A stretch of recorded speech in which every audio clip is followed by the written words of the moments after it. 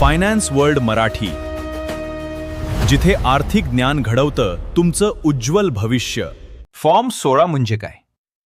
Form 16 हा salary इन्कमवर कापलेल्या TDS tax deducted at source चा अधिकृत प्रमाणपत्र सर्टिफिकेट आहे.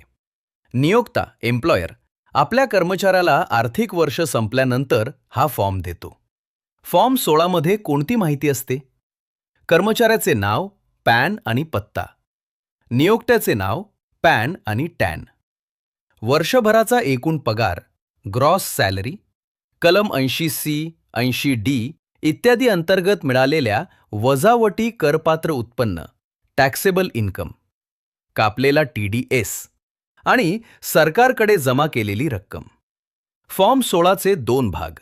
पार्ट ए, एम्प्लॉयर आणि एम्प्लॉयची माहिती, टॅन, पॅन, TDS, कधी आणि किती जमा केला याची माहिती.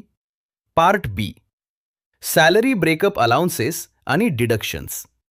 चॅप्टर 6A, 80C, 80D इत्यादी, वजावटी, टॅक्स कॅल्क्युलेशन.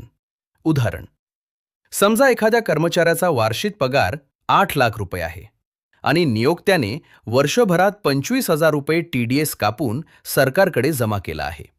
आर्थिक वर्ष संपल्यानंतर नियोक्ता त्या कर्मचाऱ्याला फॉर्म 16 देईल, ज्यामध्ये पगाराची संपूर्ण माहिती आणि कापलेल्या TDSचा तपशील असेल. फॉर्म 16 कशासाठी उपयोगी आहे? इन्कम टॅक्स रिटर्न ITR भरण्यासाठी, TDS पडताळण्यासाठी, टॅक्स रिफंड मिळवण्यासाठी, बँक लोन किंवा व्हिसा प्रक्रियेत उत्पन्नाचा पुरावा. म्हणून महत्त्वाची टीप, फॉर्म 16 नसला तरी तुम्ही ITR भरू शकता, मात्र त्यासाठी salary slip, form 26AS, AIS/TIS आणि इतर आवश्यक कागदपत्रांच्या आधारे उत्पन्न आणि TDSची माहिती भरावी लागते. फॉर्म 16A म्हणजे काय? फॉर्म 16A हा TDS tax deducted at source चे प्रमाणपत्र सर्टिफिकेट आहे. पगाराव्यतिरिक्त नॉन सॅलरी इन्कम मिळालेल्या उत्पन्नावर TDS कापला गेला असल्यास हा फॉर्म दिला जातो. सोप्या भाषेत सांगायचे झाले तर, ज्या उत्पन्नावर TDS कापला जातो त्याचा अधिकृत पुरावा म्हणजे फॉर्म 16A. फॉर्म 16A कोणाला मिळतो? खालील प्रकारचे उत्पन्न असल्यास फॉर्म 16A मिळू शकतो.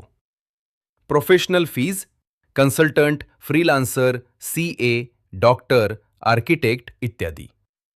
बँक FD किंवा RD वरील इंटरेस्ट. रेंट इन्कमवर TDS. कमिशन किंवा ब्रोकरेज. Contractor payments. इतर non salary payments. Form 16A मध्ये कोणती माहिती असते? डिडक्टर, TDS कापणारी व्यक्ती/कंपनी चे नाव व TAN नंबर असतो. डिडक्टी, ज्याचा TDS कापला गेलाचे नाव व PAN नंबर असतो. एकूण पेमेंट अमाउंट, TDS रेट, कापलेला TDS, सरकारकडे TDS जमा केल्याची तारीख, चलन नंबर आणि इतर तपशील. उदाहरण समजा, अमित हा एक फ्रीलान्स ग्राफिक डिझायनर आहे. प्रोफेशनल फीज 3 लाख रुपये, TDS ॲट 10%, 30,000 रुपये. क्लायंट अमितला 2,70,000 रुपये देईल आणि 30,000 रुपये सरकारकडे TDS म्हणून जमा करेल. यानंतर क्लायंट अमितला फॉर्म 16A देईल, ज्यामध्ये कापलेल्या TDSची संपूर्ण माहिती असेल. फॉर्म 16A कधी मिळतो? TDS स्टेटमेंट भरल्यानंतर संबंधित क्वार्टरसाठी साधारणपणे फॉर्म 16A जारी केला जातो. ITR भरताना फॉर्म 16A का महत्त्वाचा आहे? TDS क्रेडिट क्लेम करण्यासाठी, टॅक्स लायबिलिटी योग्यरित्या मोजण्यासाठी, टॅक्स रिफंड मिळवण्यासाठी. फॉर्म 26AS आणि AIS मधील TDS माहिती पडताळण्यासाठी लक्षात ठेवा. फॉर्म 16 आणि फॉर्म 16A मधील फरक. सोपे उदाहरण, फॉर्म 16. राहुल एका कंपनीमध्ये नोकरी करतो. वार्षिक पगार 8 लाख रुपये. कंपनीने TDS कापला आहे. आर्थिक वर्ष संपल्यानंतर कंपनी राहुलला फॉर्म 16 देते. Form 16A. सीमा एक फ्रीलान्स डिझायनर आहे.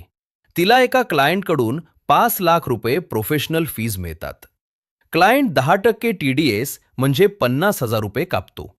क्लायंट सीमाला फॉर्म 16A देतो. लक्षात ठेवण्याचा सोपा नियम. सॅलरी इन्कम बराबर form 16. Non salary income, professional fees, interest, rent, commission बराबर फॉर्म 16A. ITR भरताना फॉर्म 16 वापरून सॅलरी इन्कम आणि TDSची माहिती भरली जाते. फॉर्म 16A वापरून नॉन सॅलरी इन्कमवरील TDS क्रेडिट घेतला जातो. दोन्ही फॉर्ममधील TDS माहिती फॉर्म 26AS आणि AIS सोबत जुळते का हे तपासणं आवश्यक आहे.